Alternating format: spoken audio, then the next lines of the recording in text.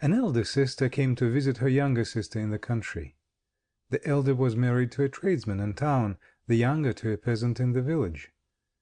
As the sisters sat over their tea talking, the elder began to boast of the advantages of town life, saying how comfortably they lived there, how well they dressed, what fine clothes their children wore, what good things they ate and drank, and how she went to the theatre, promenades, and entertainments. The younger sister was piqued, and in turn disparaged the life of a tradesman, and stood up for that of a peasant. "I would not change my way of life for yours," said she. "We may live roughly, but at least we are free from anxiety. You live in better style than we do, but though you often earn more than you need, you are very likely to lose all you have. You know the proverb, 'Loss and gain are brothers twain.' It often happens that people who are wealthy one day are begging their bread the next. Our way is safer. Though a peasant's life is not a fat one, it is a long one. We shall never grow rich, but we shall always have enough to eat." The elder sister said sneeringly, "Enough? Yes, if you like to share with the pigs and the calves. What do you know of elegance or manners? However much your good man may slave, you will die as you are living, on a dung heap, and your children the same." "Well, what of that?" replied the younger. "Of course our work is rough and coarse, but, on the other hand, it is sure, and we need not bow to any one. But you in your towns are surrounded by temptations. Today all may be right, but tomorrow the evil one may tempt your husband with cards, wine, or women, and all will go to ruin. Don't such things happen often enough?" Pahom, the master of the house, was lying on the top of the oven, and he listened to the woman's chatter. "It is perfectly true," thought he. "Busy as we are from childhood tilling Mother Earth, we peasants have no time to let any nonsense settle in our heads. Our only trouble is that we haven't land enough. If I had plenty of land, I shouldn't fear the devil himself." The women finished their tea, chatted a while about dress, and then cleared away the tea things and lay down to sleep. But the devil had been sitting behind the oven and had heard all that was said. He had pleased that the peasant's wife had led her husband into boasting, and that he had said that if he had plenty of land he would not fear the devil himself. "All right," thought the devil, "we will have a tussle. I'll give you land enough, and by means of that land I will get you into my power."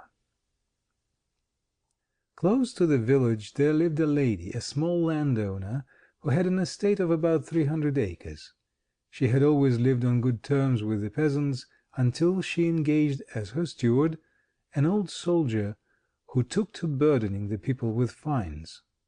However careful Pahom tried to be, it happened again and again that now a horse of his got among the lady's oats, now a cow strayed into her garden, now his calves found their way into her meadows, and he always had to pay a fine.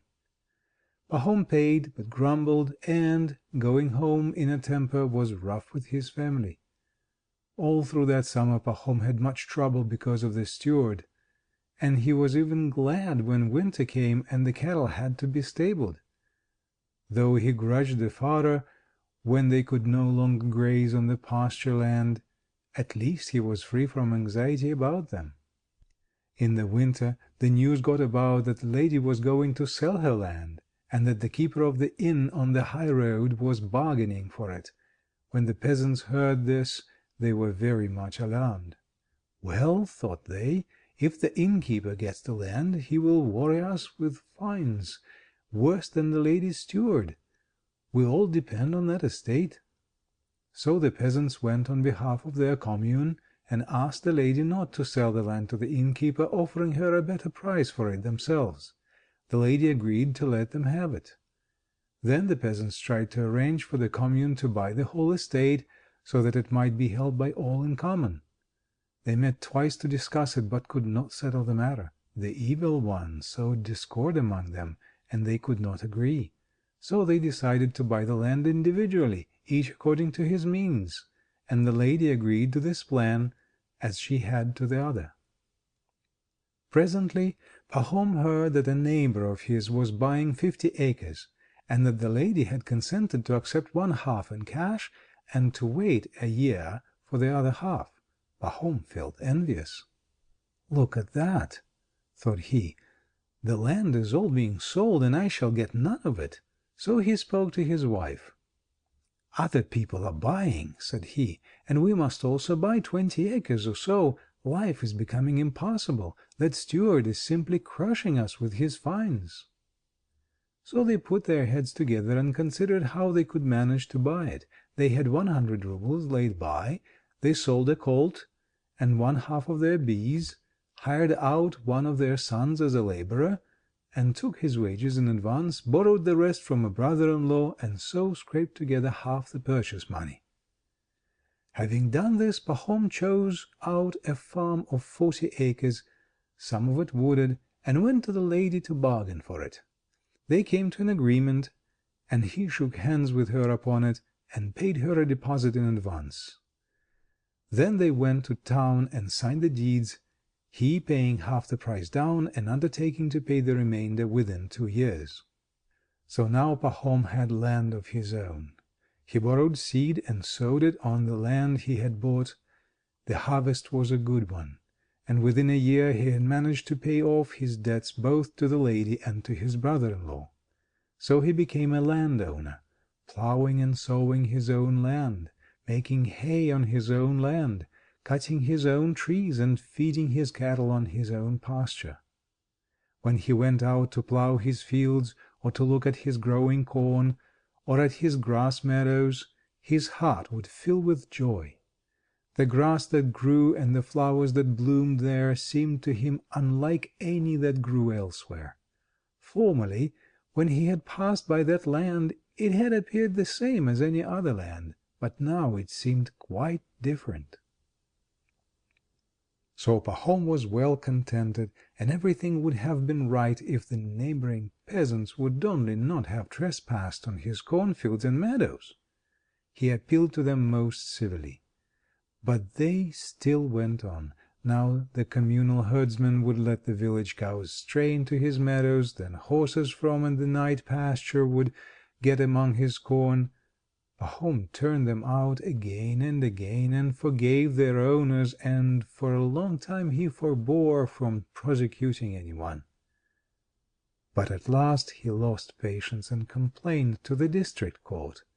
He knew it was the peasants' want of land, and no evil intent on their part, that caused the trouble, but he thought, "I cannot go on overlooking it, or they will destroy all I have. They must be taught a lesson." So he had them up, gave them one lesson, and then another, and 2 or 3 of the peasants were fined. After a time Pahom's neighbors began to bear him a grudge for this, and would now and then let their cattle on his land on purpose. One peasant even got into Pahom's wood at night, and cut down 5 young lime trees for their bark. Pahom, passing through the wood one day, noticed something white. He came nearer and saw the stripped trunks lying on the ground, and close by stood the stumps where the tree had been. Pahom was furious. "If he had only cut one here and there, it would have been bad enough," thought Pahom, "but the rascal has actually cut down a whole clump. If I could only find out who did this, I would pay him out." He racked his brains as to who it could be. Finally he decided, "It must be Simon. No one else could have done it." So he went to Simon's homestead to have a look around, but he found nothing, and only had an angry scene. However, he now felt more certain than ever that Simon had done it, and he lodged a complaint. Simon was summoned. The case was tried and retried, and at the end of it all Simon was acquitted, there being no evidence against him. Pahom felt still more grieved, and let his anger loose upon the elder and the judges. "You let thieves grease your palms," said he. "If you were honest folk yourselves, you would not let a thief go free." So Pahom quarreled with the judges and with his neighbors. Threats to burn his building began to be uttered. So though Pahom had more land, his place in the commune was much worse than before. About this time a rumor got about that many people were moving to new parts. "There is no need for me to leave my land," thought Pahom. "But some of the others might leave our village, and then there would be more room for us. I would take over their land myself, and make my estate a bit bigger. I could then live more at ease. As it is, I am still too cramped to be comfortable." One day Pahom was sitting at home when a peasant passing through the village happened to call in. He was allowed to stay the night, and supper was given him.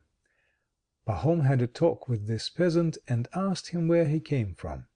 The stranger answered that he came from beyond the Volga, where he had been working.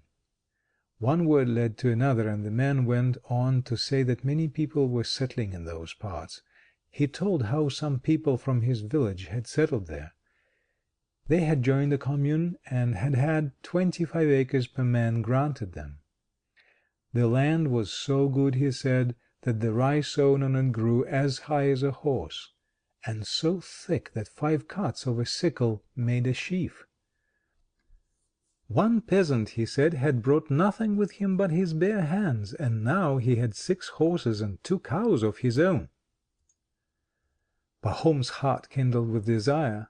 He thought, "Why should I suffer in this narrow hole if one can live so well elsewhere?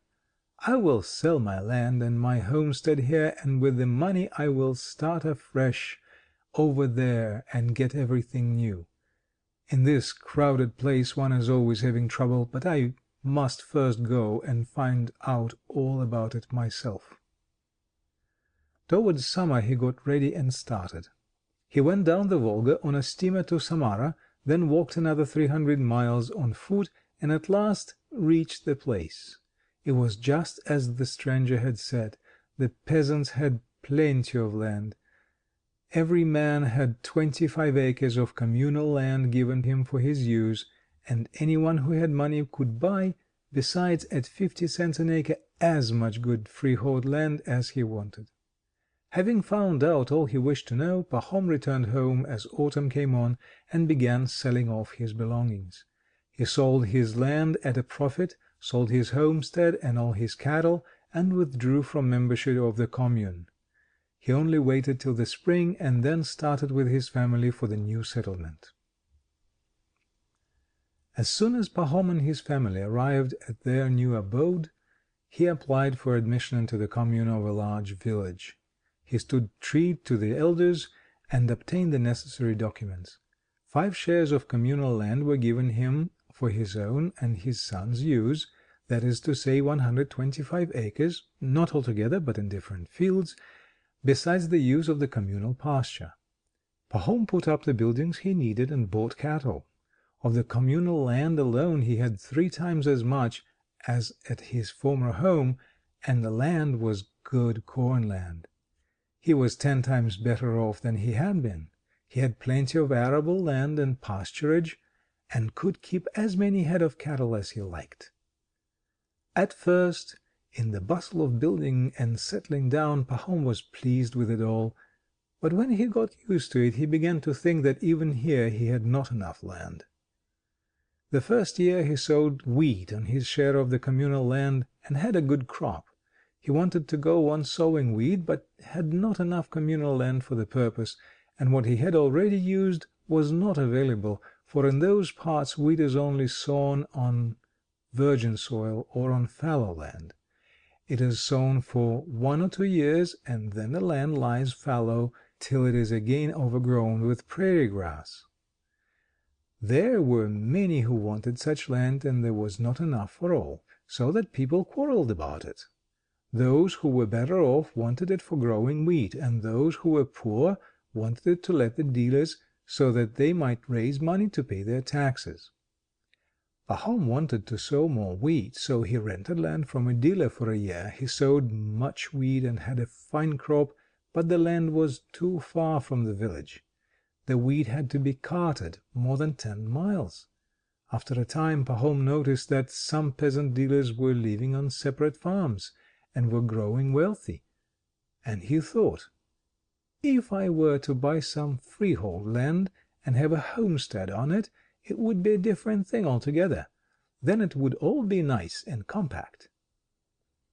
The question of buying freehold land recurred to him again and again. He went on in the same way for 3 years, renting land and sowing wheat.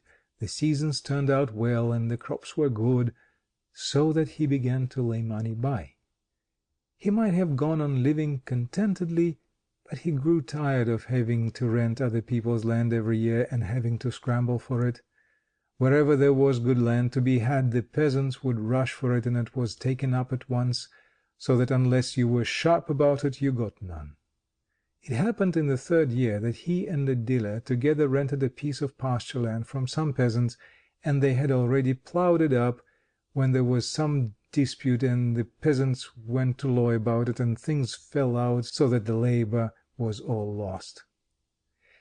"If it were my own land," thought Pahom, "I should be independent, and there would not be all this unpleasantness." So Pahom began looking out for land which he could buy. And he came across a peasant who had bought 1,300 acres, but having got into difficulties was willing to sell again cheap. Pahom bargained and haggled with him, and at last they settled the price at 1,500 rubles, part in cash and part to be paid later. They had all but clinched the matter, when a passing dealer happened to stop at Pahom's one day to get a feed for his horse. He drank tea with Pahom, and they had a talk. The dealer said that he was just returning from the land of the Bashkirs, far away, where he had bought 13,000 acres of land, all for 1,000 rubles. Pahom questioned him further, and the tradesman said, "All one need do is to make friends with the chiefs. I gave away about 100 rubles worth of dressing gowns and carpets, besides a case of tea, and I gave wine to those who would drink it, and I got the land for less than 2 cents an acre." And he showed Pahom the title deeds, saying, "The land lies near a river, and the whole prairie is virgin soil." Pahom plied him with questions, and the tradesman said, "There is more land there than you could cover if you walked a year, and it all belongs to Bashkirs. They are as simple as sheep, and land can be got almost for nothing." "There now," thought Pahom, "with my 1,000 rubles, why should I get only 1,300 acres and saddle myself with a debt besides? If I take it out there, I can get more than 10 times as much for the money." Pahom inquired how to get to the place, and as soon as the tradesman had left him, he prepared to go there himself. He left his wife to look after the homestead, and started on his journey, taking his men with him. They stopped at a town on their way, and bought a case of tea, some wine, and other presents, as the tradesman had advised. On and on they went until they had gone more than 300 miles, and on the 7th day they came to a place where the Bashkirs had pitched their tents. It was all just as the tradesman had said. The people lived on the steppes, by a river, in felt-covered tents. They neither tilled the ground nor ate bread. Their cattle and horses grazed in herds on the steppe. The colts were tethered behind the tents, and the mares were driven to them twice a day. The mares were milked, and from the milk kumiss was made. It was the women who prepared kumiss, and they also made cheese. As far as the men were concerned, drinking kumiss and tea, eating mutton, and playing on their pipes was all they cared about. They were all stout and merry, and all the summer long they never thought of doing any work. They were quite ignorant and knew no Russian, but were good-natured enough. As soon as they saw Pahom, they came out of their tents and gathered round their visitor. An interpreter was found, and Pahom told them he had come about some land. The Bashkirs seemed very glad. They took Pahom and led him into one of the best tents, where they made him sit on some down cushions placed on a carpet, while they sat round him. They gave him tea and kumiss, and had a sheep killed, and gave him mutton to eat. Pahom took presents out of his cart and distributed them among the Bashkirs, and divided amongst them the tea. The Bashkirs were delighted. They talked a great deal among themselves, and then told the interpreter to translate. "They wish to tell you," said the interpreter, "that they like you, and that it is our custom to do all we can to please a guest, and to repay him for his gifts. You have given us presents. Now tell us which of the things we possess please you best, that we may present them to you." "What pleases me best here," answered Pahom, "is your land. Our land is crowded, and the soil is exhausted, but you have plenty of land, and it is good land. I never saw the like of it." The interpreter translated. The Bashkirs talked among themselves for a while. Pahom could not understand what they were saying, but saw that they were much amused, and that they shouted and laughed. Then they were silent and looked at Pahom, while the interpreter said, "They wish me to tell you that in return for your presents they will gladly give you as much land as you want. You have only to point it out with your hand, and it is yours." The Bashkirs talked again for a while and began to dispute. Pahom asked what they were disputing about, and the interpreter told him that some of them thought they ought to ask their chief about the land and not act in his absence, while others thought there was no need to wait for his return. While the Bashkirs were disputing, a man in a large fox fur cap appeared on the scene. They all became silent and rose to their feet. The interpreter said, "This is our chief himself." Pahom immediately fetched the best dressing gown and 5 pounds of tea, and offered these to the chief. The chief accepted them and seated himself in the place of honor. The Bashkirs at once began telling him something. The chief listened for a while, then made a sign with his head for them to be silent, and addressing himself to Pahom, said in Russian, "Well, let it be so. Choose whatever piece of land you like. We have plenty of it." "How can I take as much as I like?" thought Pahom. "I must get a deed to make it secure, or else they may say it is yours, and afterward may take it away again." "Thank you for your kind words," he said aloud. "You have much land, and I only want a little, but I should like to be sure which bit is mine. Could it not be measured and made over to me? Life and death are in God's hands. You good people give it to me, but your children might wish to take it away again." "You are quite right," said the chief. "We will make it over to you." "I heard that a dealer had been here," continued Pahom, "and that you gave him a little land too, and signed title deeds to that effect. I should like to have it done in the same way." The chief understood. "Yes," replied he, "that can be done quite easily. We have a scribe, and we will go to town with you and have the deed properly sealed." "And what will be the price?" asked Pahom. "Our price is always the same, 1,000 rubles a day." Pahom did not understand. "A day? What measure is that? How many acres would that be?" "We do not know how to reckon it out," said the chief. "We sell it by the day. As much as you can go round on your feet in a day is yours, and the price is 1,000 rubles a day." Pahom was surprised. "But in a day you can get round a large tract of land," he said. The chief laughed. "It will be all yours," said he, "but there is one condition. If you don't return on the same day to the spot whence you started, your money is lost." "But how am I to mark the way that I have gone?" "Why, we shall go to any spot you like, and stay there. You must start from that spot and make your round, taking a spade with you. Wherever you think necessary, make a mark. At every turning, dig a hole and pile up the turf. Then afterwards we will go round with a plough from hole to hole. You may make as large a circuit as you please, but before the sun sets you must return to the place you started from. All the land you cover will be yours." Pahom was delighted. It was decided to start early next morning. They talked a while, and after drinking some more kumiss and eating some more mutton, they had tea again, and then the night came on.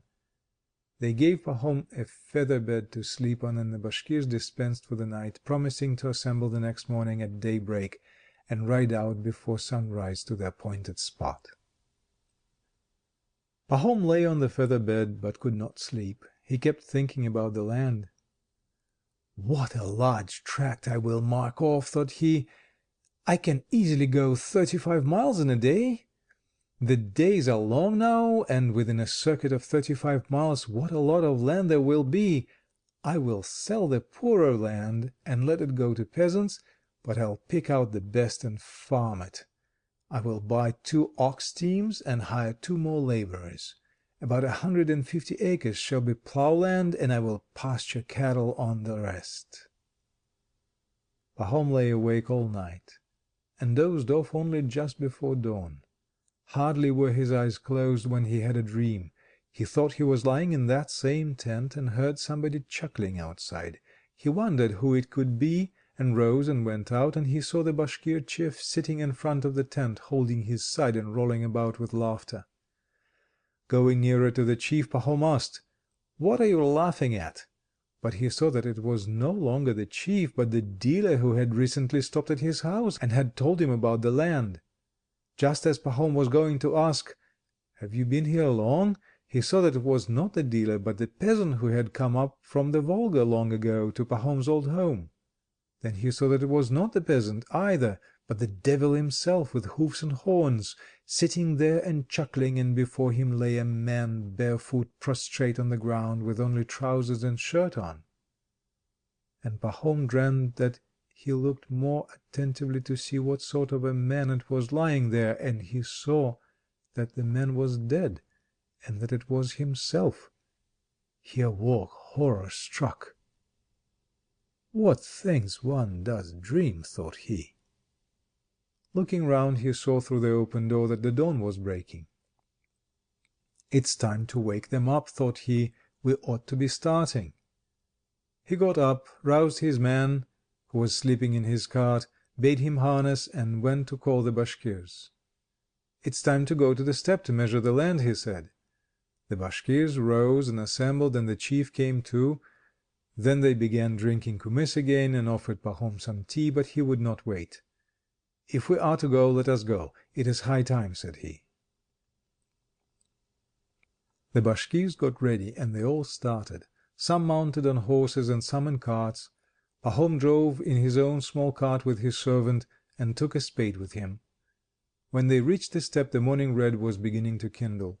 They ascended a hillock, called by the Bashkirs a shikhan, and dismounting from their carts and their horses, gathered in one spot. The chief came up to Pahom and stretched out his arm towards the plain. "See," said he, "all this as far as your eye can reach is ours. You may have any part of it you like." Pahom's eyes glistened. It was all virgin soil, as flat as the palm of your hand, as black as the seed of a poppy, and in the hollows different kinds of grasses grew breast high.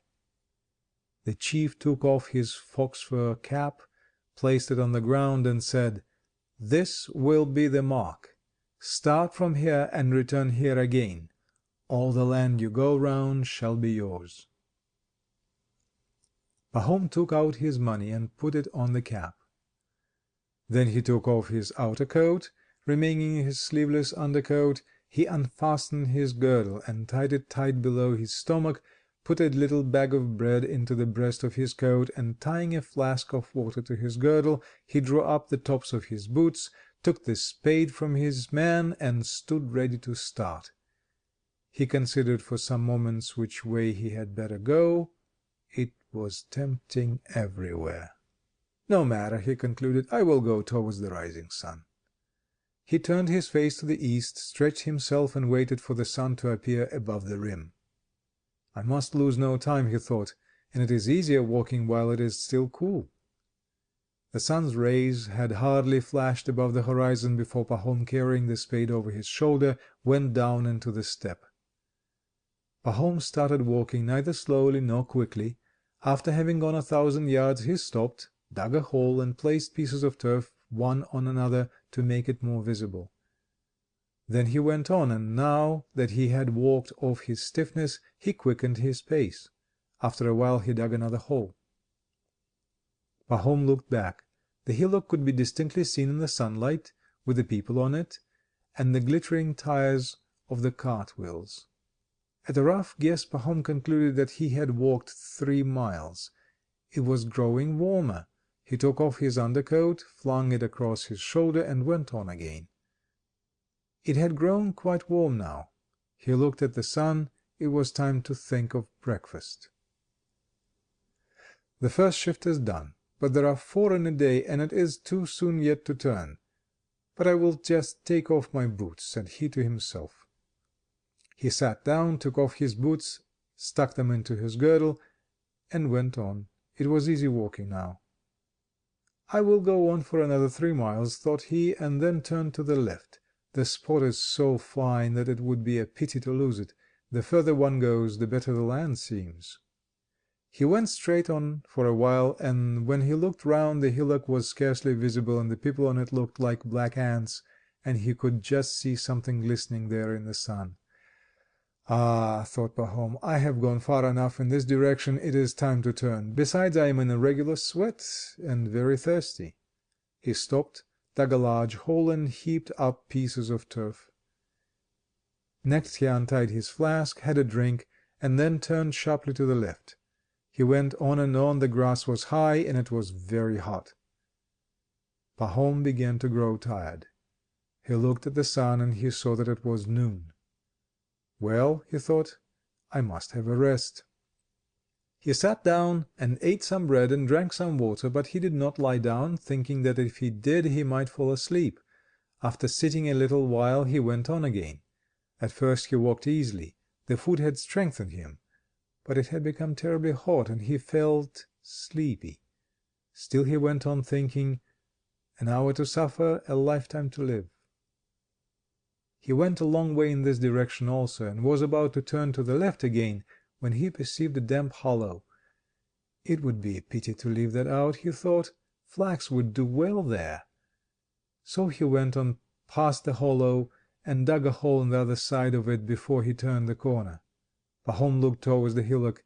The heat made the air hazy. It seemed to be quivering, and through the haze the people on the hillock could scarcely be seen.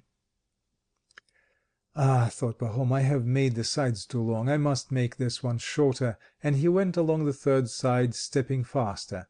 He looked at the sun. It was nearly halfway to the horizon, and he had not yet gone 2 miles of the third side of the square. He was still 10 miles from the goal. No, he thought, though it will make my land lopsided, I must hurry back in a straight line now. I might go too far, and as it is, I have great deal of land. So Pahom hurriedly dug a hole and turned straight toward the hillock. Pahom went straight towards the hillock, but he now walked with difficulty. He was done up with the heat, his bare feet were cut and bruised, and his legs began to fail. He longed to rest, but it was impossible if he meant to get back before sunset. The sun waits for no man, and it was sinking lower and lower. Oh dear, he thought, if only I have not blundered, trying for too much. What if I am too late? He looked toward the hillock and at the sun. He was still far from his goal, and the sun was already near the rim. Pahom walked on and on. It was very hard walking, but he went quicker and quicker. He pressed on, but was still far from the place. He began running, threw away his coat, his boots, his flask, and his cap, and kept only the spade, which he used as a support. What shall I do? He thought again. I have grasped too much, and ruined the whole affair. I can't get there before the sun sets. And this fear made him still more breathless. Pahom went on running. His soaking shirt and trousers stuck to him, and his mouth was parched. His breast was working like a blacksmith's bellows. His heart was beating like a hammer, and his legs were giving way as if they did not belong to him. Pahom was seized with terror lest he should die of the strain. Though afraid of death, he could not stop. After having run all that way, they will call me a fool if I stop now, thought he. And he ran on, and drew near and heard the Bashkirs yelling and shouting to him, and their cries inflamed his heart still more. He gathered his last strength and ran on. The sun was close to the rim, and cloaked in mist, looked large and red as blood. Now, yes, now, it was about to set. The sun was quite low, but he was also quite near his aim. Pahom could already see the people on the hillock waving their arms to hurry him up. He could see the fox fur cap on the ground and the money on it, and the chief sitting on the ground holding his sides. And Pahom remembered his dream. "There is plenty of land," thought he, "but will God let me live on it? I have lost my life, I have lost my life, I shall never reach that spot." Pahom looked at the sun, which had reached the earth.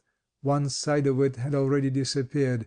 With all his remaining strength he rushed on, bending his body forward so his legs could hardly follow fast enough to keep him from falling.